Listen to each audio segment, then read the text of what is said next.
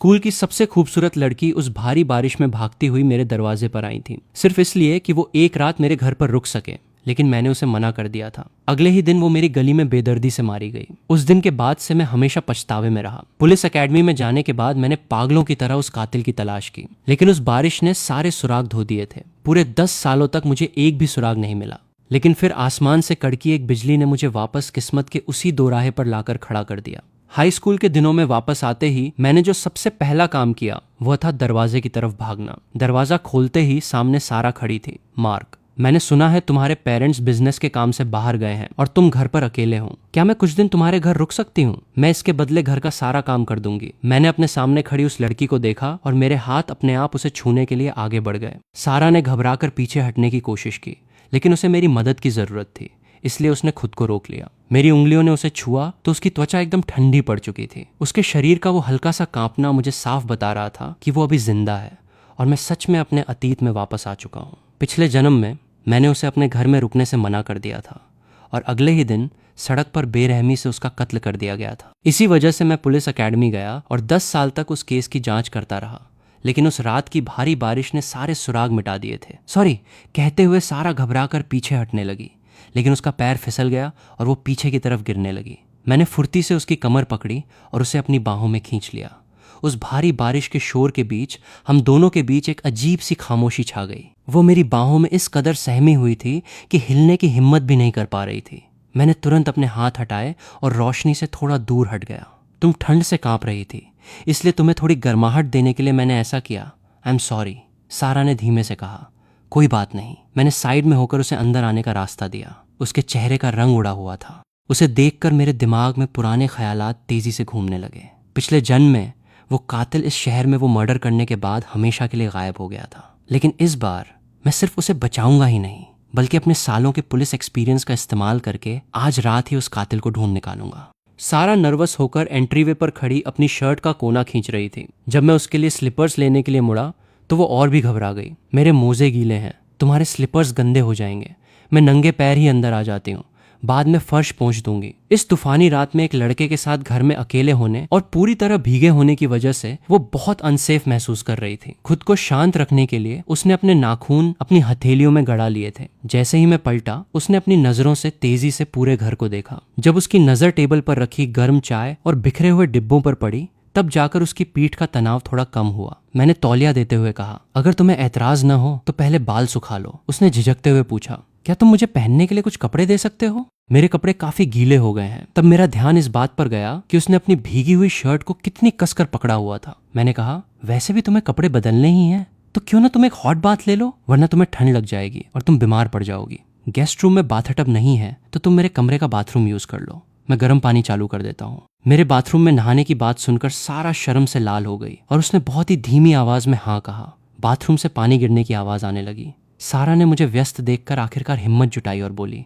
Mark. मैंने उसे रोकते हुए कहा, तुम मुझे सिर्फ मेरे नाम से बुला सकती हो। तुम शायद ये पूछना चाहती हो कि मैंने तुमसे यहाँ रुकने की वजह क्यों नहीं पूछी। सारा ने हैरानी से सिर उठाया और बड़ी सी आंखों से मेरी तरफ देखते हुए हाँ में सिर हिलाया। मैंने कहा, तुम्हारी जैसी खूबसूरत लड़की अगर इतनी भारी बारिश में किसी का दरवाजा खटखटाकर मदद मांग रही है तो यकीनन कोई बहुत बड़ी मजबूरी रही होगी। अगर तुम इस बारे में बात करने में कंफर्टेबल नहीं हो तो मेरा बार बार पूछना सही नहीं है। मेरी ये बातें सुनकर सारा की आंखें भर आईं। पानी का टेम्परेचर सेट करने के बाद मैं उठा और धीरे धीरे चलकर उसके पास गया। मैंने अचानक अपना हाथ उसके कान के पास दीवार पर टिकाया और उसे अपने घेरे में ले लिया। मुझे इस बात की कोई फिक्र नहीं है कि तुम्हारे इरादे क्या हैं, लेकिन क्या तुम्हें डर नहीं लगता कि अगर तुम यहाँ रुकी तो मैं तुम्हारे साथ कुछ गलत कर सकता हूँ? दीवार से टिककर सारा ने अपने होंठ चबाए।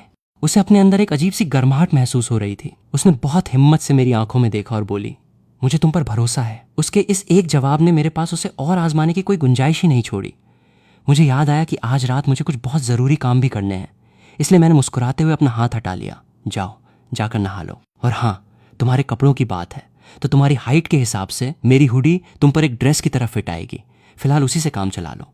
तुम्हारे कपड़े वॉशिंग मशीन में धुलने के बाद ड्रायर में बहुत जल्दी सूख जाएंगे। सारा ने एक राहत भरी सांस ली और कहा, थैंक यू। वो पलटकर बाथरूम में चली गई। उसका ये थैंक यू आधा तो मुझे घर में पनाह देने के लिए था और आधा मुझे समझने और सपोर्ट करने के लिए था। बाथरूम से आ रही पानी की आवाज सुनते हुए मैं बेडरूम से बाहर निकल आया और उसके लिए जिंजर टी बनाने किचन में चला गया। कुछ देर बाद बाथरूम का दरवाजा खुला और सारा मेरी वो ओवरसाइज हुडी पहने बाहर आई। गर्म पानी की भाप से उसके गाल हल्के गुलाबी हो गए थे और उसके घुटनों के ऊपर की गोरी त्वचा चमक रही थी। मैंने कहा, तुम्हारे लिए स्लीपर्स यहाँ रख दिए हैं। सारा ने वो गर्म और फर वाले स्लीपर्स पहने तो उसकी काफी झिझक खत्म हो गई। बेडरूम से बाहर आते ही उसे शहद और जिंजर टी की मीठी महक आने लगी। मैं मग लेकर उसके पास गया। मेरी नजर उसकी हुडी के बड़े से नेकलाइन पर पड़ी और मैं एक पल के लिए रुक सा गया। मैंने मग उसकी तरफ बढ़ाया और कहा, लो थोड़ी जिंजर टी पी लो। सारा ने मग पकड़ा और छोटे छोटे घूंट लेकर पीने लगी। मैंने पूछा, क्या मैं तुम्हारे लिए थोड़े नूडल्स बना दूं? उसने कहा, क्या इससे तुम्हें परेशानी नहीं होगी? इसमें परेशानी कैसी? बस कुछ ही मिनटों का काम है, तुम बैठो, मैं तुम्हारे लिए 2 अंडे भी फ्राई कर देता हूँ। मैं उठने ही वाला था कि उसने मेरा हाथ पकड़ लिया। मुझे अंडे फ्राई करने आते हैं, मैं भी मदद करती हूँ। किचन में आकर मेरी चॉपिंग की स्पीड देखकर सारा हैरान रह गई। चॉपिंग बोर्ड पर टमाटर और हैम एकदम परफेक्टली कटे हुए थे। सारा एक छोटे स्टूल पर चढ़ी और पंजों के बल खड़ी होकर ऊपर वाले शेल्फ से अंडों का डिब्बा निकालने लगी। ऐसा करते हुए उसकी वो बड़ी सी हुडी थोड़ी सी ऊपर खिसक गई। जैसे ही मेरी नजर उधर गई, मेरा चेहरा शर्म से लाल हो गया। शायद सारा ने भी मेरी नजरें भांप ली थीं। वो घबराकर हुडी को नीचे खींचने लगी, लेकिन स्टूल पर उसका बैलेंस बिगड़ गया। मैं उसे पीछे से पकड़ने के लिए दौड़ा, लेकिन मेरा हाथ गलती से ऐसी जगह लग गया जहां नहीं लगना चाहिए था। उसका शरीर एकदम से ढीला पड़ गया और वो सीधे मेरी बाहों में आ गिरी। मेरे परफ्यूम और उसके सिट्रस बॉडी वॉश की खुशबू आपस में मिल गई थी। हम दोनों अपनी जगह पर एकदम सुन्न खड़े रह गए। ये खामोशी तब टूटी जब उबलते हुए सूप के छींटे बाहर गिरने लगे।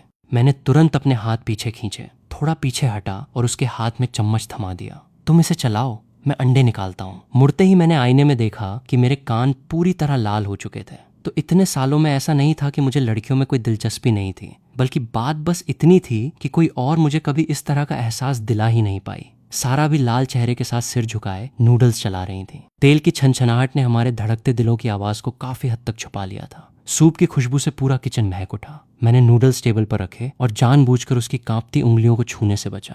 ध्यान से, बहुत गर्म है। तुम्हें जो चैनल देखना हो लगा लो। टीवी ऑन होते ही सारा ने अपनी चॉपस्टिक्स कसकर पकड़ ली। टीवी स्क्रीन पर वही एडल्ट वीडियो चल रहा था जिसे मैं पहले बंद करना भूल गया था। सीन काफी इंटेंस था। मैंने अपनी शर्मिंदगी छुपाने के लिए हल्का सा खांसा और तुरंत मेनू पर जाकर क्रेयॉन शिन चैन लगा दिया। मैं तो भूल ही गया था कि पहले भी मैं इसी डर से उसे अंदर आने से मना कर देता था कि कहीं वो ये सब न देख लें। शुक्र है कि इतने सालों के तजुर्बे ने मुझे थोड़ा ढीठ बना दिया था। बिना कोई एक्सप्रेशन बदले मैंने ऐसे रिएक्ट किया जैसे कुछ हुआ ही ना हो। सारा ने भी तुरंत टॉपिक चेंज कर दिया। मुझे नहीं पता था कि तुम इतनी अच्छी कुकिंग करते हो। मैंने टिश्यू पेपर से उसकी नाक पर आई पसीने की बूंदों को हल्के से पोंछा। पसीना आ रहा है ना, इसका मतलब है कि शरीर की ठंडक बाहर निकल रही है। आराम से खाओ, बर्तन में और भी है। वो पूरे फोकस के साथ नूडल्स खा रही थी। उसने सूप के साथ पूरा बाउल एकदम साफ कर दिया और उसके चेहरे पर एक अजीब सा सुकून था। क्या एक बाउल से तुम्हारा पेट भर गया? उसने हाँ में सिर हिलाया। उसके इतना कहते ही बाहर जोर से बिजली कड़की। मेरी नजर तुरंत घड़ी पर गई। 9:57 बज रहे थे। पिछले जन्म में हुए उस मर्डर के टाइम में अब सिर्फ आधा घंटा बचा था। इस बार मैं उस कातिल का असली चेहरा देखकर ही रहूंगा।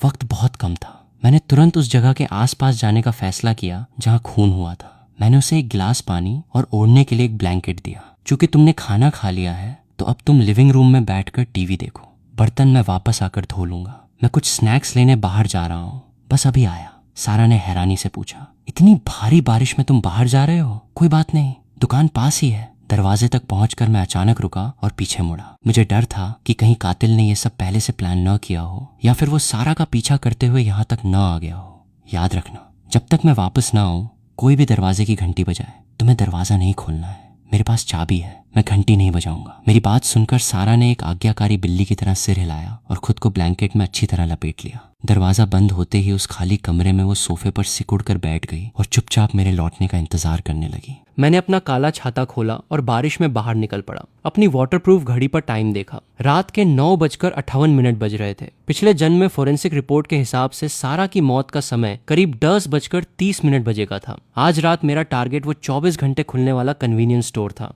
जो उसके उस रास्ते में पड़ता था जहां से उसे गुजरना था। पिछले जन्म में सारा ने उसी स्टोर से छाता लिया था और कुछ खाने के बाद उस गली की तरफ गई थी जहां उसका मर्डर हुआ था। हालांकि आज रात वो मेरे घर पर सेफ थी लेकिन मुझे ये कंफर्म करना था कि क्या टाइमलाइन अपने आप को सही करने की कोशिश करेगी, क्या सारा की जगह कोई और उस जगह पर मरेगा। मैं ऐसा बिल्कुल नहीं होने दे सकता था। रास्ते में मैंने अपना फोन निकाला और घर का कैमरा चेक किया। स्क्रीन पर सारा सोफे पर घुटने मोड़कर बैठी टीवी देख रही थी। ये तसल्ली होने के बाद कि वो शांति से घर पर है और कहीं गई नहीं है, मैंने अपने कदम तेज कर दिए। कन्वीनियंस स्टोर के पास पहुंचते ही मुझे किसी के कराहने की आवाज आई। गली के कोने में कूड़ेदान के पास एक दुबला पतला लड़का सिकुड़ा हुआ पड़ा था। कुछ गुंडे उसे घेर कर लात घूंसे मार रहे थे और बदतमीजी से पूछ रहे थे कि उसने अपने हाथ में क्या छुपा रखा है। जमीन पर गिरे उस लड़के ने एक हल्के भूरे रंग का रुमाल कसकर पकड़ा हुआ था और उसके पास ही एक लोहे का डिब्बा गिरा था। मैंने एक नजर में ही उसे पहचान लिया। वो मेरी क्लास का सबसे शांत रहने वाला लड़का टॉमी था, जिसे सब बुली करते थे। मेरी आवाज सुनकर उन गुंडों ने पलट कर देखा और उनका चेहरा सफेद पड़ गया। मेरे पेरेंट्स का इस शहर में काफी रुतबा था, इसलिए ये गुंडे हमेशा मुझसे खौफ खाते थे।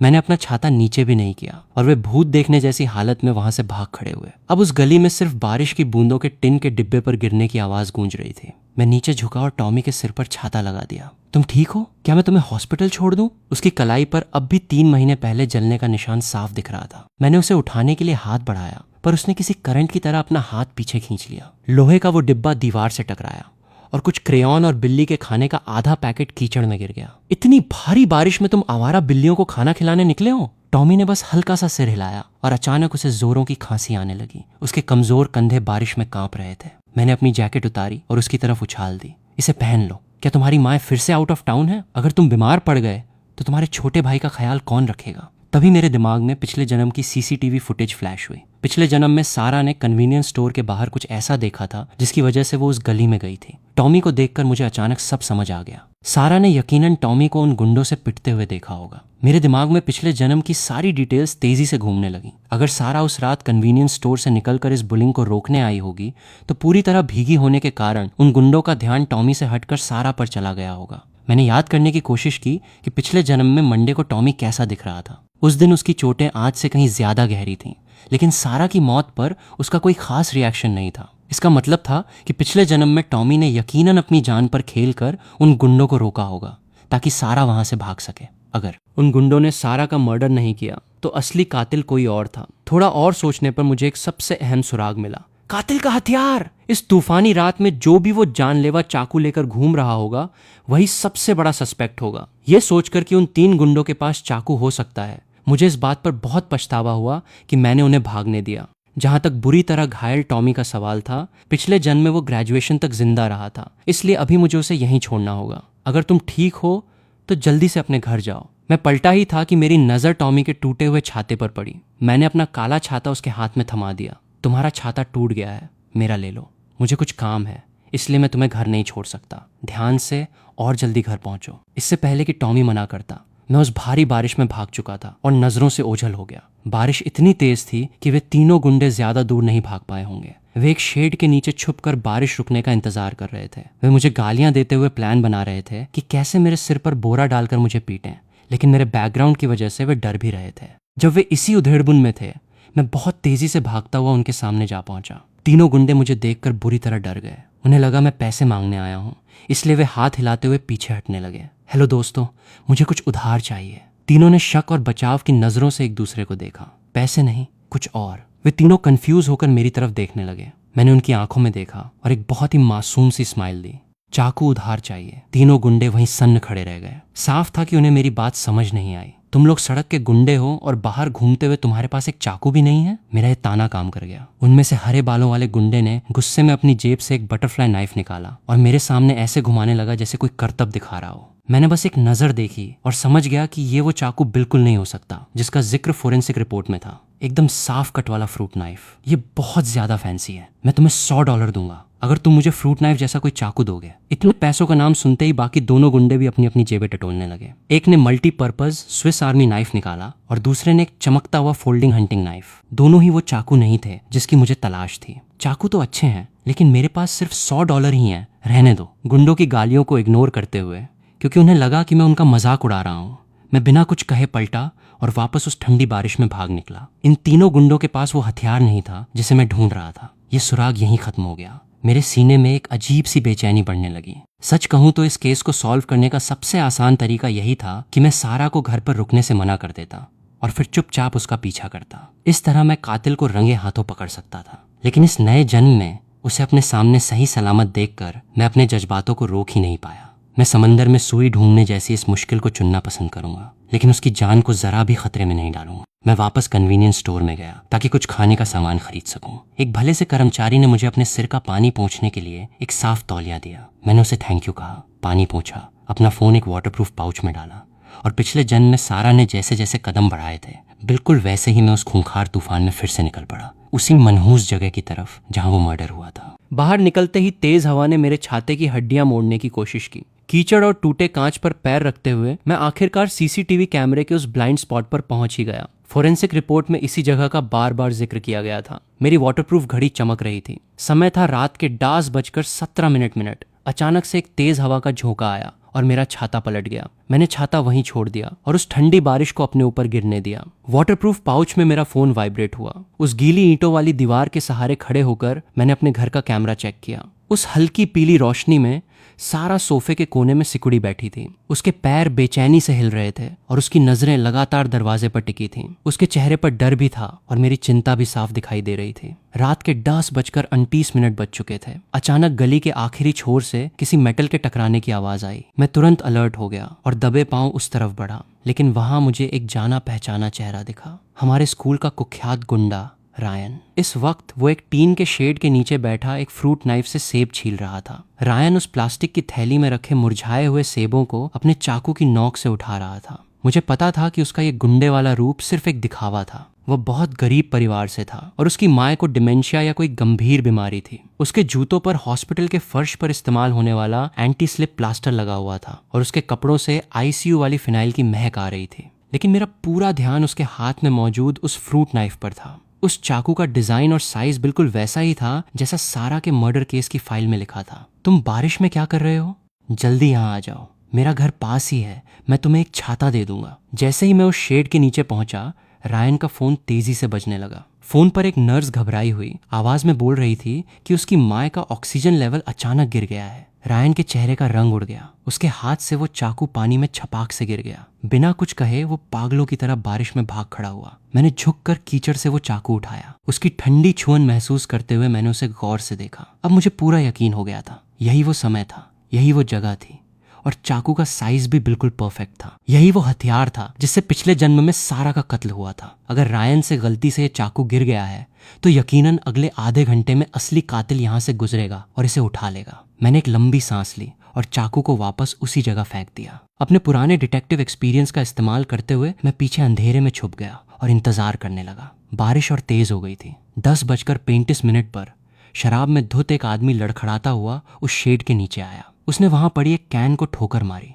और उसके कीचड़ से सने जूते उस चाकू के हैंडल पर पड़े, जिससे चाकू का ब्लेड कीचड़ में और गहराई तक धंस गया। फिर वो अपनी आधी बची बोतल पकड़े वहां से चला गया। 10:37 पर एक डिलीवरी बॉय ने अपनी साइकिल का ब्रेक लगाया, पर वो फिसल कर उस चाकू के ऊपर गिर पड़ा। वो गालियां बकता हुआ उठा और गुस्से में उस चाकू को नाली की तरफ लात मार दी। वो चाकू पूरी तरह से कीचड़ और गंदे पानी में छुप गया। अब रात के 10:55 बज रहे थे। कीचड़ में सने उस चाकू को किसी का इत्तेफाक से ढूंढ लेना नामुमकिन था। सारा की मौत के अंदाजे वाले समय में अब बस कुछ ही मिनट बचे थे। तभी काले रंग का रेनकोट और मास्क पहने एक परछाई उस गली में दाखिल हुई। वो थोड़ा झुक कर चल रहा था। वो सीधा उस कीचड़ में दबे चाकू की तरफ गया और नीचे झुक गया। मेरे शरीर की नसें एकदम तन गईं। जैसे ही उसने चाकू का हैंडल पकड़ा, रेनकोट की आस्तीन से उसका हाथ बाहर आया। उसकी कलाई पर एसिड से जलने का एक बहुत ही साफ निशान था। मैं तुरंत अंधेरे से बाहर आया और उस धुंधली सी रोशनी में रेनकोट के अंदर मौजूद उस चेहरे को साफ देखा।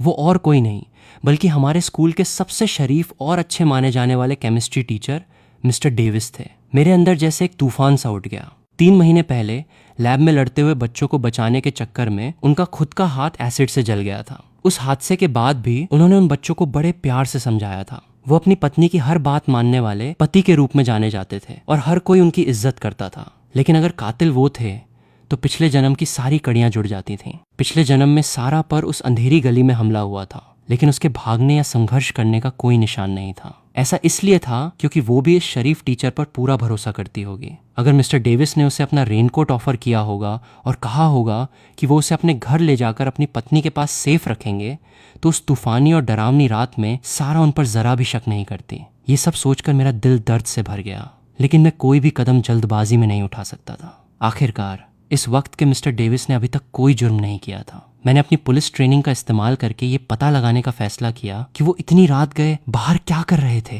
Mister Davis!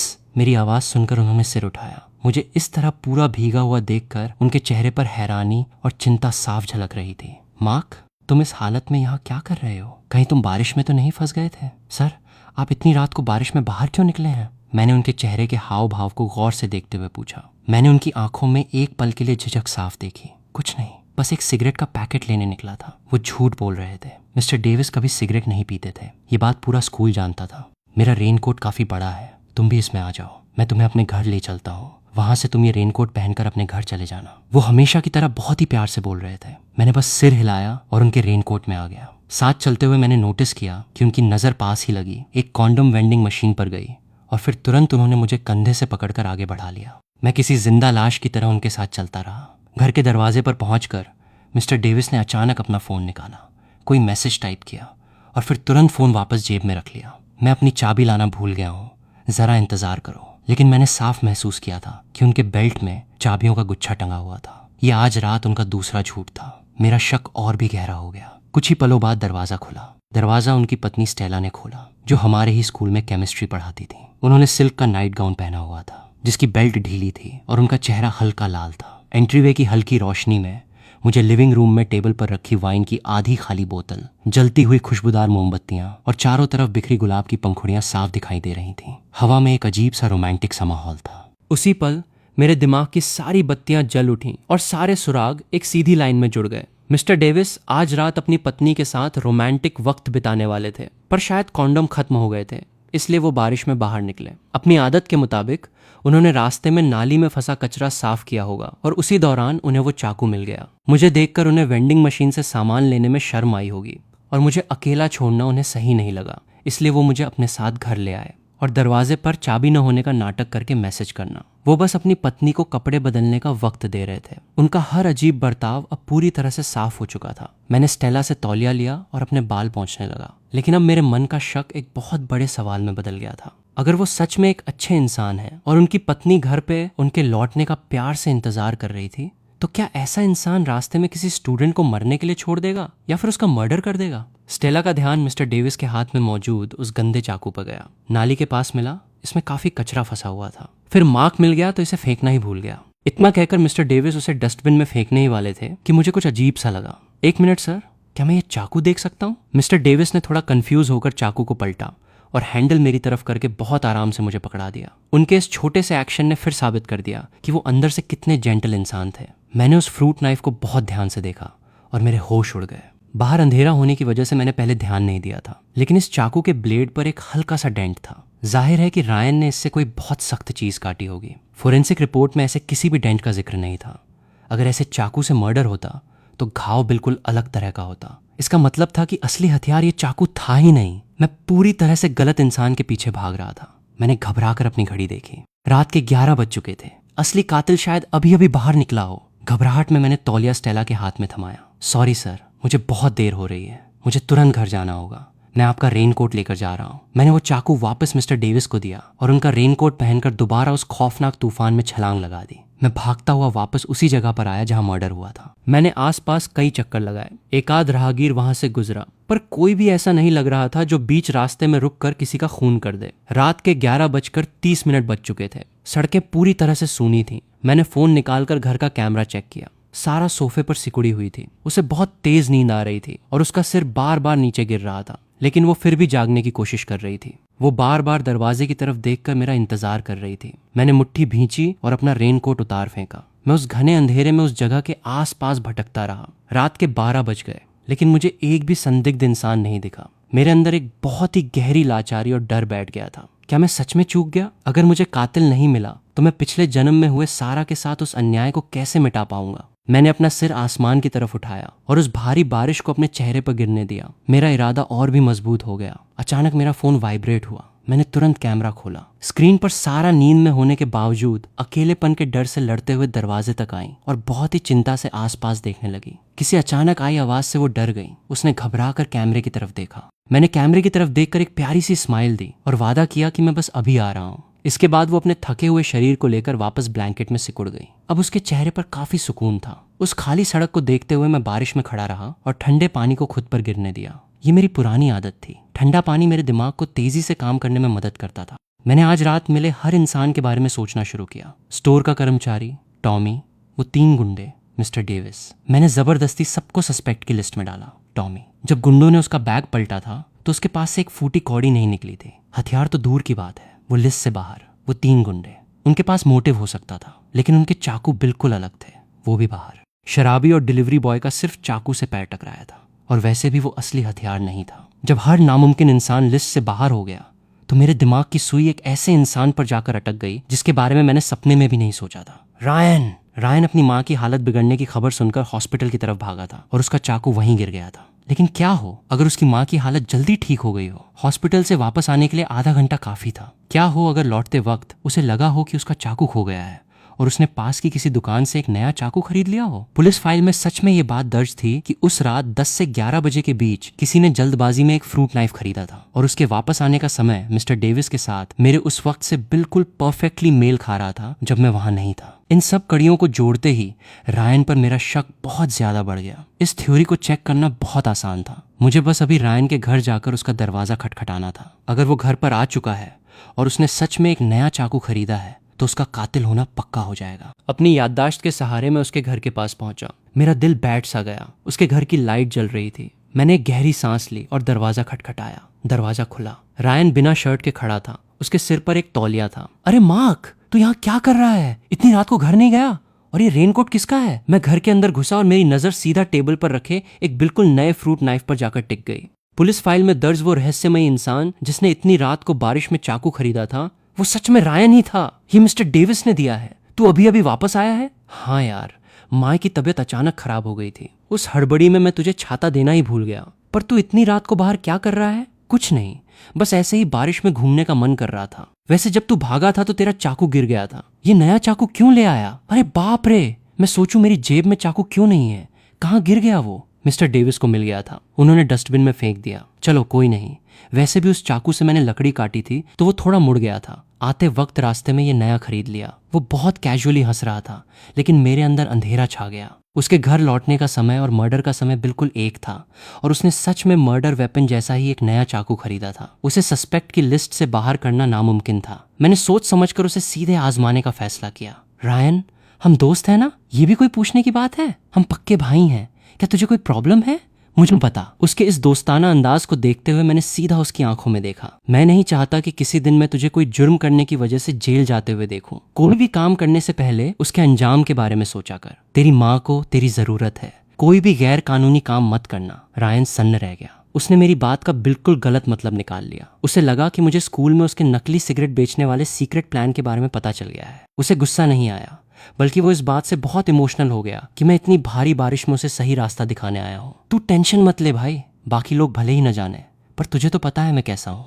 मैं ऐसा कोई काम नहीं करूंगा। मुझे लगा मेरा काम हो गया है, इसलिए मैं वहां से निकल आया। मुझे नहीं पता था कि मेरी इस चेतावनी से उसने नकली सिगरेट बेचने का प्लान हमेशा के लिए ड्रॉप कर दिया था। जब मैं वापस बारिश में जा रहा था तो उसने पीछे से अपने सीने पर मुक्का मारा और कसम खाई कि वो मुझे जिंदगी भर अपना पक्का भाई मानेगा। बहुत ही अजीब से इमोशंस के साथ मैं रायन के घर से निकला। मैंने मिस्टर डेविस का रेनकोट लिया और चुपचाप उनके घर के बाहर रख दिया। अंदर से मुझे कुछ ऐसी आवाजें आ रही थीं जो किसी को भी शर्मा दें, इसलिए मैंने उन्हें डिस्टर्ब नहीं किया। मैं बारिश में भीगता हुआ घर की तरफ चल दिया, लेकिन अब मेरे दिल का बोझ काफी हल्का हो गया था। अगर रायन ही वो कातिल था तो कम से कम अभी वो उस स्टेज पर था जहां उसे सही रास्ते पर लाया जा सकता था और उसके अंदर की बुराई को खत्म किया जा सकता था। आज रात मैं इतने लोगों से मिला और फिलहाल रायन से बड़ा सस्पेक्ट और कोई नहीं था। बस दोस्तों, आज की वीडियो में इतना ही। वीडियो अच्छी लगी हो तो लाइक जरूर कर देना और चैनल को सब्सक्राइब कर लो ऐसे ही अमेजिंग वीडियोस के लिए। Thanks for watching. मिलते हैं नेक्स्ट वीडियो में।